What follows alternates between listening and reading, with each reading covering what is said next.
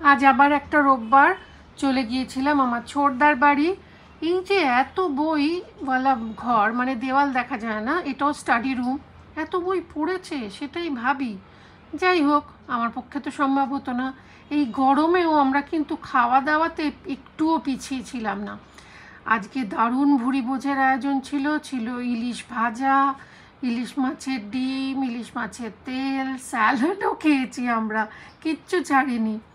তার সঙ্গে সঙ্গে আমাদের বৌদির বাড়িতে যিনি রান্না করেন সন্ধ্যাদি, দারুণ ইলিশ ভাপা বানিয়েছিল। ইলিশ ভাপা একটু ঝোল ঝোল, মানে যেটা একটু ভাত দিয়ে মেখে খাওয়া যায়। তার সঙ্গে সঙ্গে আমার ছোট বৌদি বাচ্চাদের জন্য একটা অদ্ভুত মাটন বানিয়েছিল।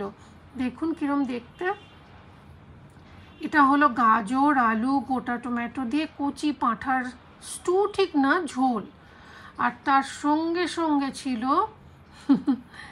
এই যে সবাইকে ডেকে নিয়ে যাওয়া।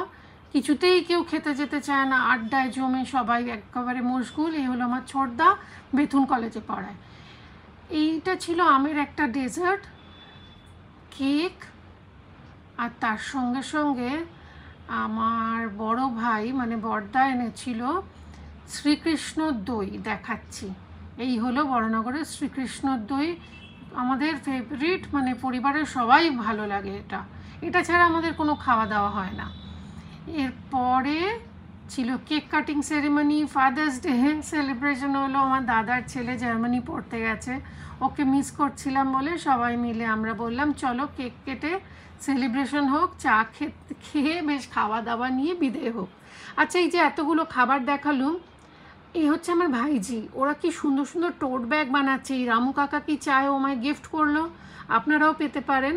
আচ্ছা, আপনাদের এর মধ্যে কোন রান্নাটা দেখতে ইচ্ছে করছে সুদীপার সংসারে, কমেন্টে লিখে জানান।